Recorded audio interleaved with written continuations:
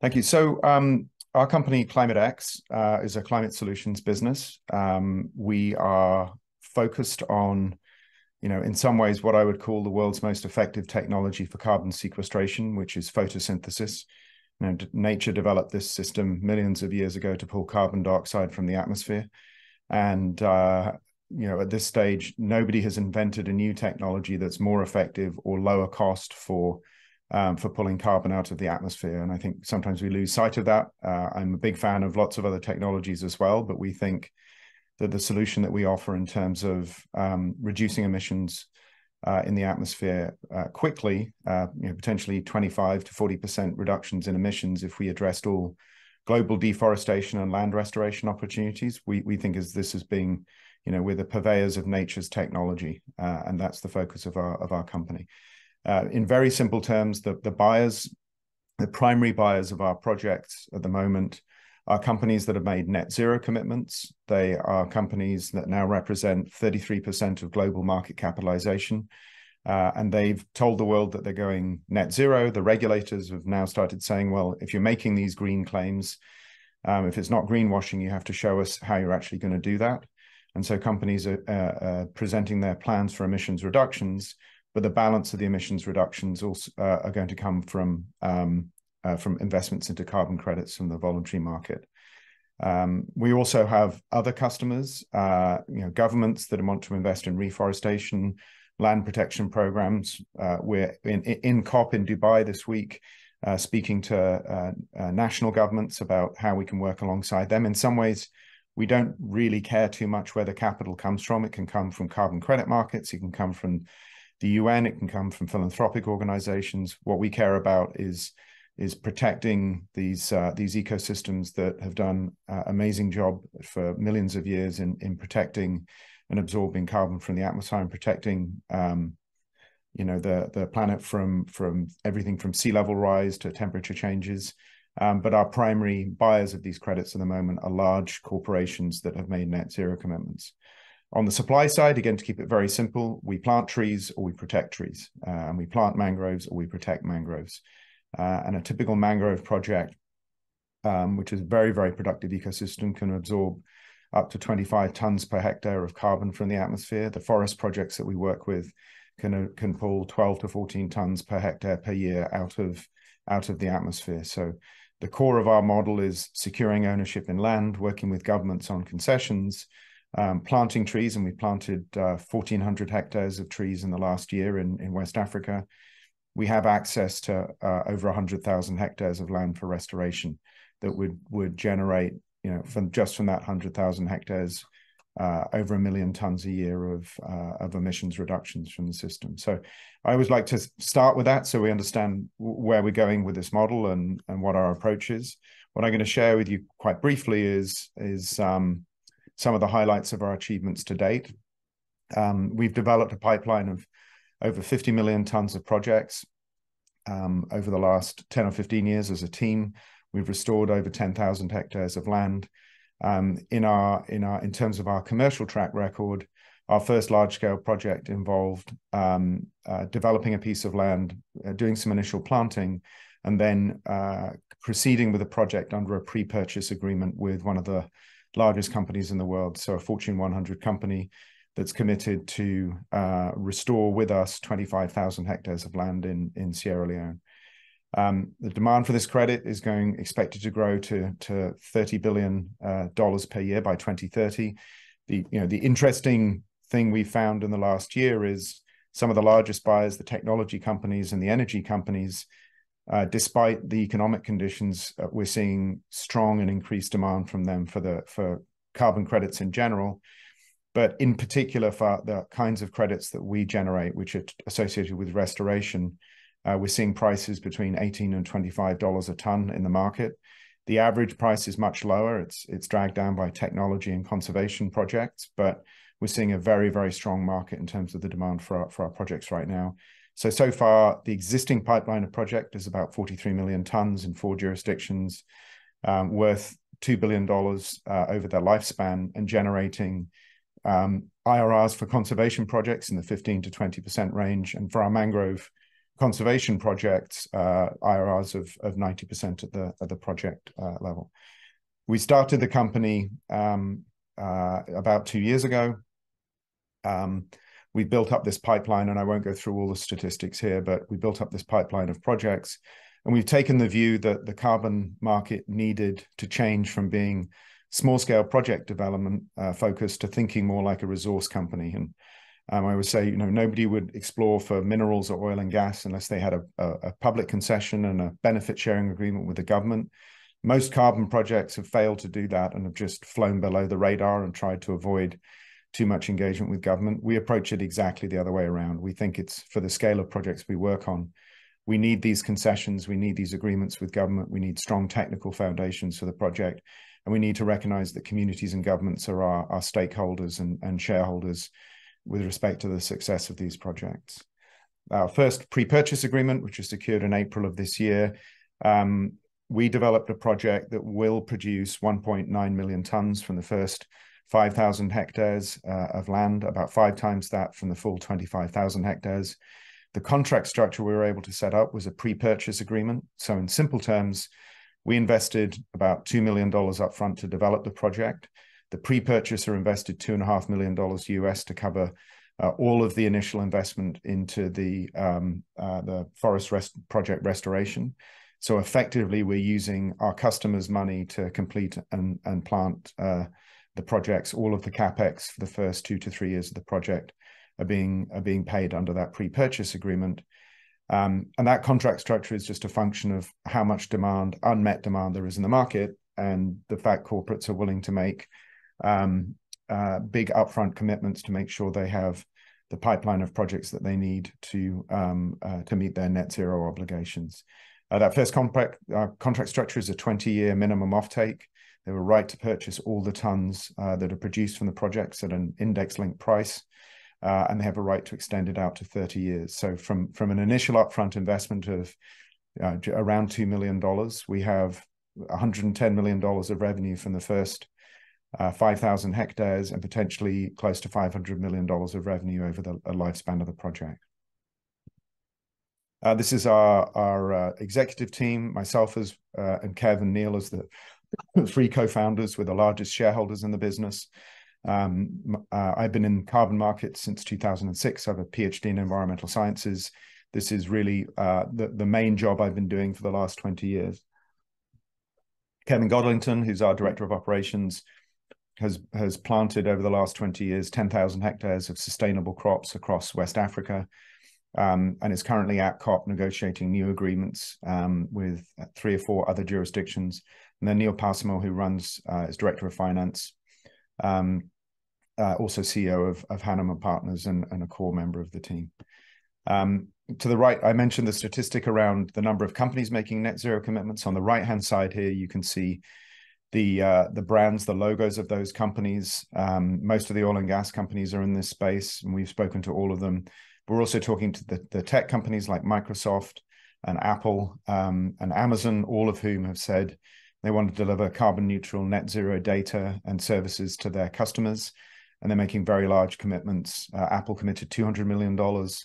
Amazon has pre-committed at least $1 billion to the development of this pipeline of projects.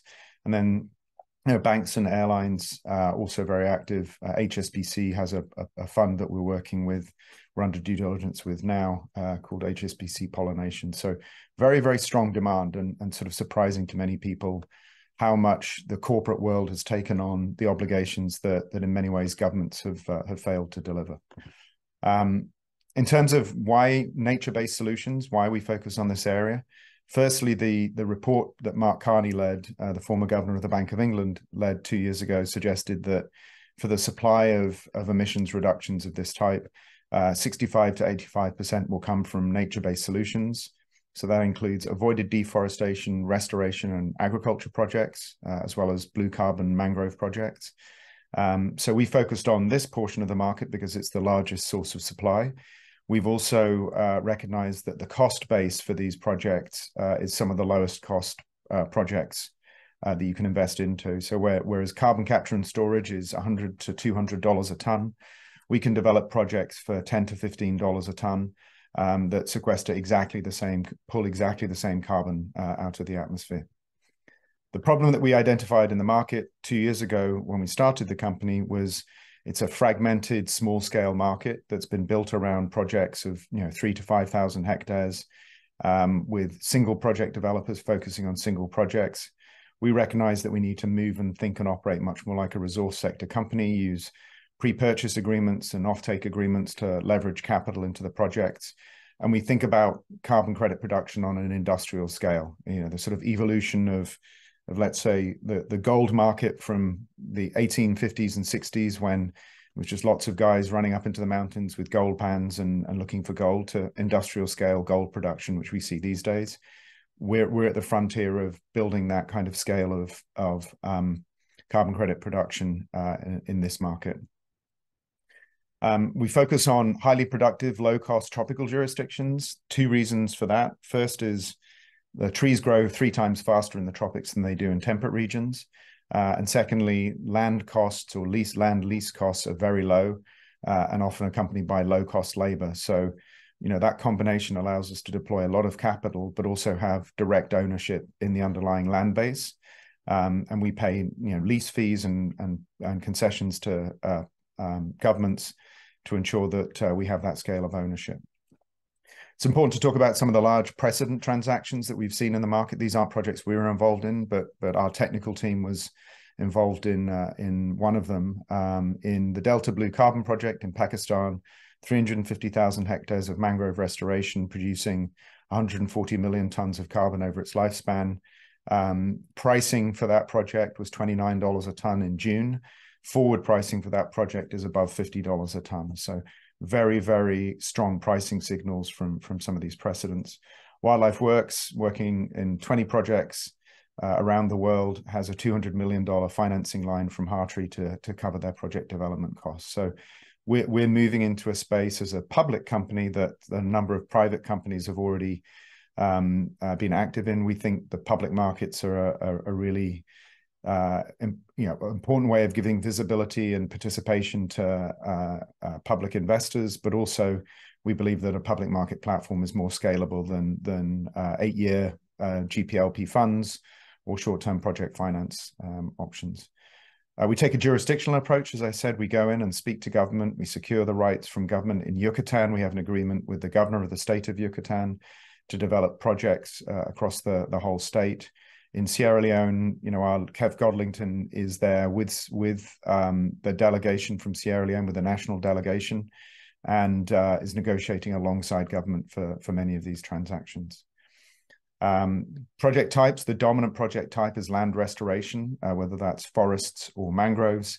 And typically we're restoring planting native species and restoring the original forest cover within these regions. And that's feasible in countries like Sierra Leone because labor costs are low, land costs are low, and the productivity once these trees are planted is incredible. The mangroves that we planted last December, the seedlings that we planted are already 1.5 meters high and growing very, very quickly. In terms of the economics of these projects, as I suggested at the beginning, the upfront cost can be very low, under $1 million to develop a project to a stage where you can market it commercially.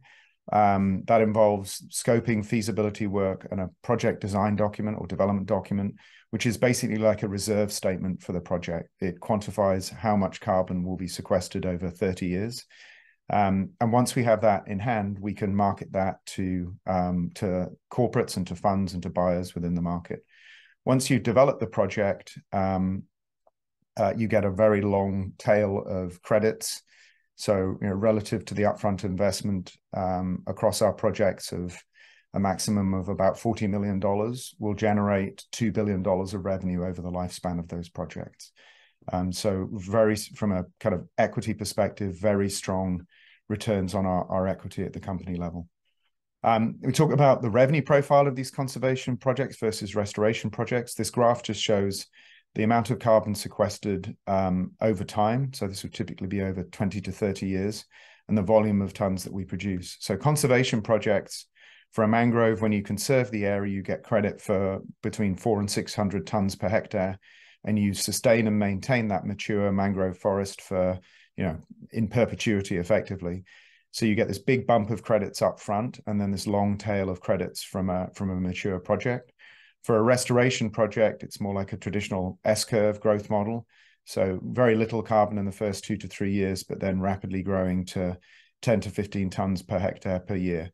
And from a strategic perspective for the company, having this combination of revenue flows where we get a bump of revenues up front that ultimately we can use to fund some of our restoration work means that our capital requirements over the next 12 months are going to be small. Once we realize the revenues from the mangrove conservation projects, we'll be able to use that revenue to fund a lot of our restoration work, and that gives us better negotiating positions with the buyers. We currently have 4 projects in Sierra Leone, 2 related to forest land restoration that are well advanced with planting already underway. 1 related to mangrove restoration, where we planted a test site in December of last year. We can plant up to 2,000 hectares a year starting next year. And then we have a conservation project, which we expect will be completed now a little bit later, first sale in early to mid 2024. In Yucatan, we have an area of 100,000 hectares of mangroves under management. And in Suriname, we have actually closer to 30,000 hectares under an agreement signed with the Surinamese government. So a very strong foundation of projects in these areas. This gives it just a breakdown in terms of the revenues, the restoration work from our existing pipeline. So anticipating over the next 4 years, $69 million US of revenue. Over the lifespan, the 30-year forecasting period of the project, around $1 billion of revenue from these first projects. And what's happening in the market at the moment is financial instruments and contracts are being established to allow us to forward sell these projects in return for security over the production. So it's a bit like a prepay or a pre-purchase agreement with the customers, which means although it takes a while for these projects to get to full production, we can pre-sell those and recognize those revenues. And this year we'll have close to $1.5 million US of revenue recognized from these projects. So it strengthens our balance sheet, and it shows how we can advance these. Each individual project, we calculate project IRR and a breakdown. So in a 30-year project, we have 3,000 hectares of land. Project IRR from mangrove conservation is 93% because we're not having to spend much money up front. And it'll generate 1.5 million tons of credits, which we expect will sell at $20 to $30 a ton. So that becomes a very significant revenue recognition moment for us in 2023. I'll share this deck and I won't go through all the numbers in detail, but it gives you a sense of the scale of the projects. Project IRR for restoration projects is typically lower because you have big capex up front, 500,000 tons of credits per year from that project. And those, as I said at the beginning, are now selling at $18 to $20 a ton. Our existing pre-purchase agreement, which is higher risk, obviously, the floor on that is $15 US a ton. So we've got a very strong pipeline. And then just our mangrove project, I've already mentioned, up to 100,000 hectares with 10 to 30,000 hectares for restoration. That project is well underway, will be one of the highest profile projects in the world when it's completed, just because of the location. Very strong support from the government of Yucatan, which is a progressive ESG-focused government. And then lastly, just worth mentioning that while we focus principally on carbon projects, where we see opportunities for other commodities to be developed alongside them, we will do that. So we have alongside our carbon project, or as part of our carbon project, we produce coconuts for coconut water in Guyana. That project on its own has a very strong NPV. Planted the trees 5 years ago and seeing production increasing over time. So it's a very strong project for us, and it shows that we can do carbon but diversify our revenues through related commodities. So I'm gonna pause there, recognizing that I started a bit late, and make sure that we have some time for questions from the audience, because I know we're already reaching the 30 minutes. No, we're still good, James. Thank you very much for that. This is a very interesting presentation. So please, everyone, if you do have questions, And if you do not have questions, I guess this is your professional of reforestation and so on. And then you can apply at a job at Klimat X, because you should have a lot of questions. A company that is generating revenues, that is looking at a very at the beginning of a very interesting story. We heard that throughout the day. The hockey stick, well, they already planted, they are getting there. It's already ongoing. It's not just a project that is in the near future. So first question that we have from Michael: what exactly does the work in the mangroves look like? Yeah. So in the mangrove, I saw the question in the feed. So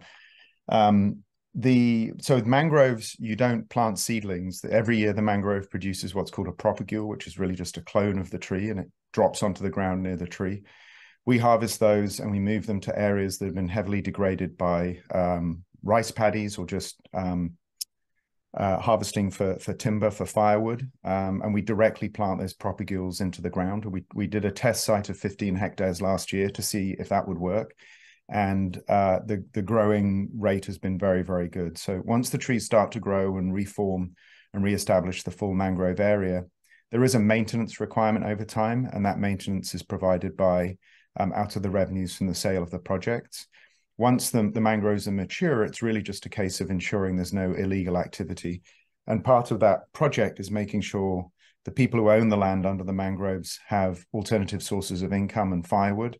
So the funds that we secure go back into helping with rural economic development in those areas. You can't eliminate the risk of deforestation without making sure local people benefit from the carbon projects. And that's been a mistake many other projects have made in the past. Another question we have: there has been a lot of fires in the US, Canada, and Europe lately. Would, for example, replanting those projects be part of things that Klimat X can help do? It can be in some regions. In most places in North America and Europe, when trees are lost, the landowners have an obligation to replant it under the regulations themselves. So if you can't show that what you're doing is additional, so in addition to what is normal business as usual, then you can't get carbon credits. The bigger challenge in these regions is carbon finance. Prices aren't high enough at the moment for temperate forest planting. You need prices sort of $50 to $80 a ton to do that. But you see lots of governments looking at their replanting strategies alongside their climate strategy. If a project that's a carbon project does burn down or is damaged by fire, the tons are replaced. So the central registry maintains a self-insurance buffer pool of credits, and those are used to replant, to replace the tons that are lost in a fire. So there is a way of making sure that the fires don't sort of reverse carbon credits that have been issued. Perfect. Well, that was very interesting. It is, however, 5:31, so we ran out of time. James, best of luck. The project is absolutely fantastic. Everyone, all attendees, participants should just go on your website, get contact with you. It is absolutely wonderful to have projects that do make money and do help actually making a better planet for our kids. So thank you very much, James. Thanks, Julian. Much appreciated.